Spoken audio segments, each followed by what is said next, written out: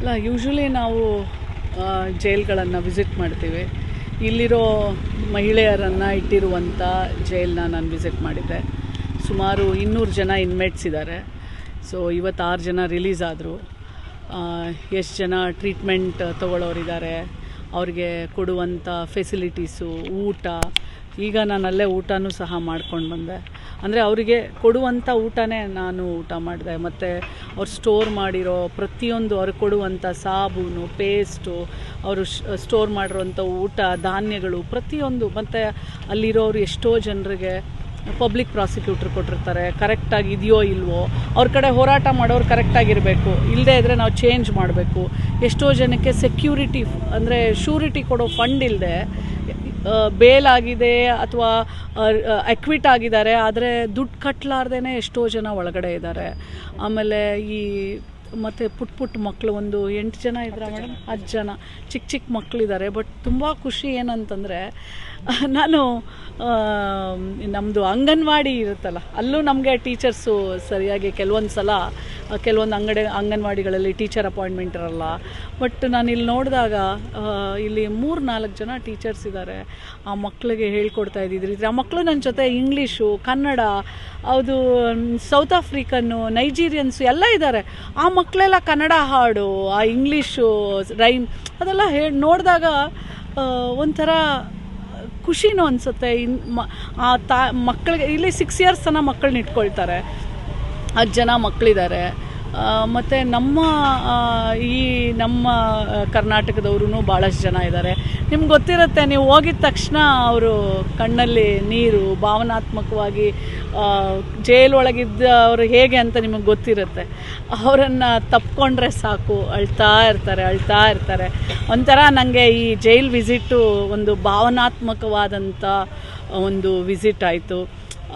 ಮತ್ತು ಅವ್ರು ಮಾಡುವಂಥ ಹಾರಗಳು, ನಿಟ್ಟಿಂಗು, ಯಾಕಂದರೆ ಅವ್ರಿಗೆ ಟೈಮ್ ಪಾಸ್ ಏನು, ಪ್ರತಿಯೊಬ್ಬರೂ ನಾನು ಎಂಟ್ರಾದಾಗ 12 ಗಂಟೆ, ಈಗ 4 ಗಂಟೆ ಅಂತಂದರೆ ಭಾಳಷ್ಟು ಟೈಮು ನಾನು ಪ್ರತಿಯೊಬ್ಬರ ಜೊತೆನೂ ಎಲ್ಲರ ಜೊತೆನೂ ಏನೇ ಸಮಸ್ಯೆ ಇದ್ದರೆ ಡೈರೆಕ್ಟಾಗಿ ಎಲ್ಲ ಪೊಲೀಸವ್ರನ್ನ ಹೊರಗಿಟ್ಟು ನಾನು ಅವ್ರ ಜೊತೆ ಖುದ್ದಾಗಿ ಮಾತಾಡಿದ್ದೀನಿ. ಮತ್ತು ನಿಮಗೆ ಮತ್ತು ಅವರು ಇರುವಂಥ ಶೌಚಾಲಯಗಳು, ಮತ್ತು ಅವ್ರಿಗೇನಾದರೂ ನಮ್ಮ ಜೊತೆ ಮಾತಾಡೋದಿದ್ದರೆ ಎಲ್ಲರನ್ನೂ ಮಾತಾಡ್ಸಿದ್ದೀನಿ. ಚಿಕ್ಕದೊಂದು 6 ತಿಂಗಳದೊಂದು ಮಗು ಇದೆ, ತಾಯಿ ಇದ್ದಾಳೆ. ಆ ತಾಯಿ ಕೇಳಿದೆ, ಇಮ್ಯುನೈಸೇಷನ್ಸು, ವ್ಯಾಕ್ಸಿನೇಷನ್ಸು, ಮತ್ತು ಆ ಮಗುಗೆ ಡೈಪರ್ಸು, ಇವೆಲ್ಲ ಎಲ್ಲವನ್ನೂ ಕೊಡ್ತಾರೆ. ಅವ್ರದ್ದೇ ಆದಂಥ ಒಂದು ಆಸ್ಪತ್ರೆ ಇದೆ ಒಳಗಡೆನೇ. ಅದ್ರ ಮೇಲೆ ಮಲ್ಕೊಂಡಿರೋರು ಎಷ್ಟು ಜನಕ್ಕೆ ಯಾರನ್ನು ನೋಡಬಾರ್ದು ಅಂತ ಮಲ್ಕೊಂಡಿರೋರು ಎಷ್ಟು ಜನನೋ, ಅವರೆಲ್ಲರೂ ಒಂದು ಅಪ್ಪುಗೆಗೆ ಕಾಯ್ತಾ ಇರ್ತಾರೆ. ಯಾರೋ ಒಬ್ಬರು ತಾಯಿತನದಿಂದ ತನ್ನ ತಾಯಿನೋ ತಂಗಿನೋ ತಪ್ಪು ಮಾಡದೇ ಇರೋರು ಯಾರೂ ಇಲ್ಲ. ತಪ್ಪು ಮಾಡಿರೋದನ್ನು ತಿದ್ಕೊಳ್ಳೋಕ್ಕೆ ಅಂತಲೇ ಜೈಲಿರೋದು. ಹಂಗಿದ್ರೆ ಜೈಲಲ್ಲಿರೋರೆಲ್ಲ ಕೆಟ್ಟವರು ಅಂತನೂ ಅಲ್ಲ. ಅವರನ್ನು ಒಳ್ಳೆತನವಾಗಿ ಬದಲಾವಣೆ ಮಾಡಲಿಕ್ಕೆ ಅಂತ ಇರೋದಕ್ಕೆ ನಾವು ಜೈಲು ಅಂತೀವಿ. ನಾವು ಒಬ್ಬಳು ತಾಯಿಯಾಗಿ ನಾನು ಹಾರೈಸ್ತೀನಿ, ಅವರವ್ರ ಮನೆಗಳಿಗೆ ಅವ್ರು ಹೋಗಲಿ, ಮತ್ತೆ ಹೊಸ ಬದುಕನ್ನು ಕಟ್ಕೊಳ್ಳಿ, ಅವರ ಶಿಕ್ಷೆಗಳೆಲ್ಲ ಪಾರಾಗಲಿ, ಅವ್ರಿಗೇನೇನು ಇಲ್ಲಿ ಪ್ರಾಬ್ಲಮ್ ಇದೆ ಅವನ್ನೆಲ್ಲವೂ ಕರೆಕ್ಟಾಗಿ ಅವರಿಗೆ ಸ್ಪಂದನೆ ಮಾಡುವಂಥ ರೀತಿಯಲ್ಲಿ ಆಗಲಿ ಅಂಥೇಳಿ ನಾನು ಆಶಿಸ್ತೇನೆ. ಬಟ್ ನೀವು ಭೇಟಿ ಮಾಡಿ ಮಾತಾಡಿದಾಗ ಏನಾದರೂ ಸಮಸ್ಯೆಗಳು ಹೇಳ್ಕೊಂಡ್ರಾ? ಅಂದರೆ ಜೈಲು ಒಳಗಡೆ ಆ್ಯಕ್ಚುಲಿ ನೀವು ಹೊರಗಡೆ ಇರ್ತೀರಾ, ನೀವು ಅಲ್ಲಿ ಒಳಗಡೆ ಹೋದಾಗ ನಿಮ್ಗೆ ನಿಜವಾಗ್ಲೂ ಗೊತ್ತಾಗುತ್ತೆ ಎಷ್ಟು ಶ್ರಮ ಇದೆ. ಈವನ್ ಜೈಲ್ ಅಧಿಕಾರಿಗಳದು ಅಷ್ಟೊಂದೆಲ್ಲ ಕಾಪಾಡಲಿಕ್ಕೆ, ಸ್ವಚ್ಛತೆಯಿಂದ ಹಿಡ್ಕೊಂಡು. ಅವ್ರು ಹೇಳಿದ್ದು ನನಗೆ ಒಂದೇ ಸಮಸ್ಯೆ, ಅವ್ರು ಹೇಳಿದ್ದು ಸೊಳ್ಳೆ. ತುಂಬ ಸೊಳ್ಳೆ ಇದೆ ರಾತ್ರಿಯೆಲ್ಲ. ಆಮೇಲೆ ನಮಗೆ ಈ ಜೈಲ್ ಅಧಿಕಾರಿಗಳಿರ್ತಾರಲ್ಲ, ಅಂದರೆ ಎಲ್ಲ ಜೈಲರ್ಸ್ನ ನೋಡ್ಕೊಳ್ಳೋಕೆ ನಮ್ಮ ಪೊಲೀಸ್ ಇರುತ್ತಲ್ಲ, ಅವರ ಸಮಸ್ಯೆನೂ 78 ಜನ ಹೆಣ್ಮಕ್ಳಿದ್ದಾರೆ. ಸೊ ಅವ್ರನ್ನೂ ಸಹ ನಾನು ಮಾತಾಡಬೇಕಾದ್ರೆ ಅವ್ರದ್ದು ಸ್ವಲ್ಪ ಕೆಲವೊಂದು ಸಮಸ್ಯೆಗಳಿತ್ತು. ಅಂದರೆ ರಾತ್ರಿ 10 ಗಂಟೆಗೆ ಶಿಫ್ಟ್ ಮುಗಿಯುತ್ತೆ, ಅಲ್ಲಿಂದ ಇಲ್ಲಿ 2 ಕಿಲೋಮೀಟ್ರಿಗೆ ಬಸ್ ಬಂದು 11 ಗಂಟೆಗೆ ಮೆಟ್ರೋ ಹಿಡ್ಕೊಂಡು 12 ಗಂಟೆಗೆ ಮನೆಗೆ ಹೋಗಿ ಅದರಲ್ಲಿ ಬಸ್ರಿದೀರಿದ್ದಾರೆ. ಅವ್ರದ್ದು ಕೆಲವಾರು ವಿಚಾರಗಳಿದ್ವು, ಅದನ್ನು ಸಹ ನಾನು. ಮತ್ತು ಈ ಶ್ಯೂರಿಟಿ ಏನು ಸಿಗದೆ ಹೋಗಿ ಇಲ್ಲೇ ಉಳ್ಕೊಂಡಿದ್ದಾರೆ. ಎಸ್ಪೆಷಲಿ ಹೊರಗಡೆ ದೇಶದವ್ರಿಗೆ ಸ್ವಲ್ಪ ಶ್ಯೂರಿಟಿ ಜಾಸ್ತಿ ಇದೆ. ಹಂಗನ್ಬಿಟ್ಟು ನಾವು ಇಟ್ಕೊಳಕ್ಕಾಗತ್ತಾ? ಅದಕ್ಕೇನಾದರೂ ನಾವು ಮಾಡಲೇಬೇಕಲ್ಲ.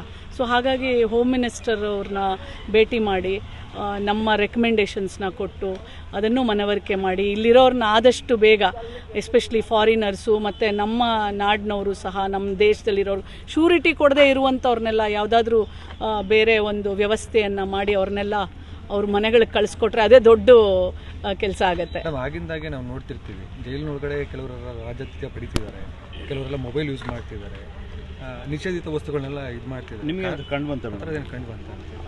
ನಾವು ಬರೀ ಕೇಳ್ತೀವಷ್ಟೇ. ಅಲ್ಲಿ ಯೂಸ್ ಮಾಡಿ ಈಗ ನಾವು ಒಬ್ಬರ ಮೇಲೆ ನನಗೆ ಕಂಡು ಬಂದಿಲ್ಲ, ಇದು ಸತ್ಯ, ಕಂಡು ಬಂದಿಲ್ಲ.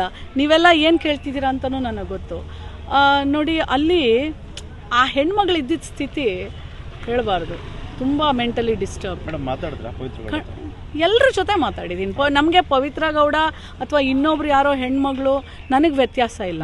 ನಾನು ಅಫ್ಕೋರ್ಸ್ ನನಗೆ ಒಂದು ಮಗಳ ಸಮಾನ, ಯಾರೇ ಆಗಲಿ ನಾನೊಬ್ಳು ತಾಯಿ ಹಾಗೆ. ಸೊ ನಾನು ಹೇಳಿದ್ನಲ್ಲ, ತಪ್ಪು ಮಾಡಿದ್ದಾರೆ ಅಂತಂದ ತಕ್ಷಣ ನೀವು ತಪ್ಪು ಮಾಡಿಲ್ವಾ ಅಂದರೆ ಜೈಲಲ್ಲಿರೋರೆಲ್ಲ ಕೆಟ್ಟವರು ಅಂತಲ್ಲ. ಇಲ್ಲಿ ಬಂದಿರೋದು ಅವರು ಕಾನೂನು ಪ್ರಕಾರ ಅವ್ರಿಗೆ ಏನೇನಾಗುತ್ತೆ ಅದು ಆಗತ್ತೆ.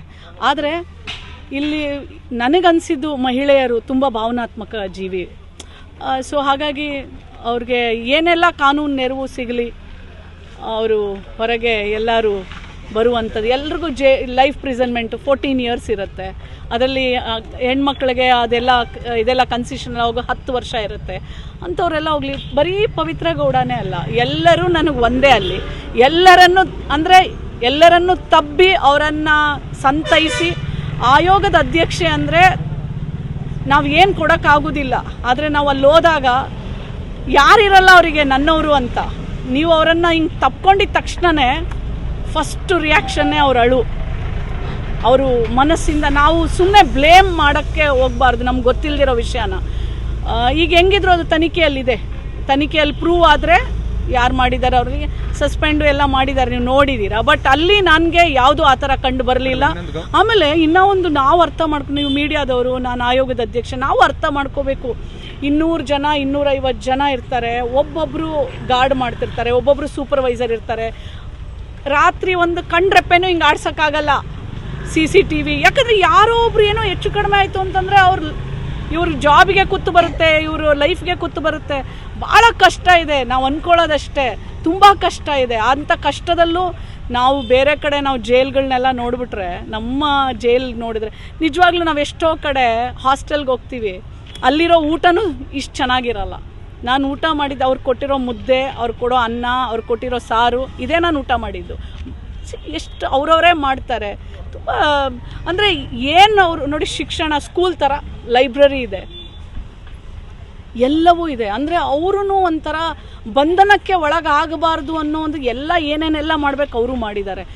ಏನಾಗುತ್ತೆ, ಇಷ್ಟೊಂದೆಲ್ಲ ಸಾವಿರಾರು ಜನ ಇರಬೇಕಾದ್ರೆ ಒಂದು ಎರಡು ಆ ಥರ ಲೋಪ ಆಗಿರ್ಬೋದು, ನಮಗೆ ಗೊತ್ತಿಲ್ಲ. ಬಟ್ ಇಲ್ಲಿ ನಾನು ಕಂಡಂಗೆ ಯಾವುದೂ ಇಲ್ಲ. ಹುಷಾರಿಲ್ಲ ಅಂತ ಯಾರಿಗೆ? ಅಲ್ಲಿ ಆಸ್ಪತ್ರೆನೇ ಇದೆಯಲ್ಲ, ಅಲ್ಲಿ ಅವ್ರದ್ದೇ ಒಂದು ಹೆಣ್ಮಕ್ಳಿಗೆ ಸ್ಪೆಷಲ್. ನೀವು ಅವರೊಬ್ಬರನ್ನೇ ಕೇಳಬೇಡಿ ಆ ಥರ. ಯಾಕೆ ನಾನು ನಿಮ್ಗೆ ಹೇಳಿ, ನೀವೆಲ್ಲ ನನ್ನ ಅಣ್ಣ ತಮ್ಮದಿರು ಹೇಳ್ತೀನಿ ಕೇಳಿ.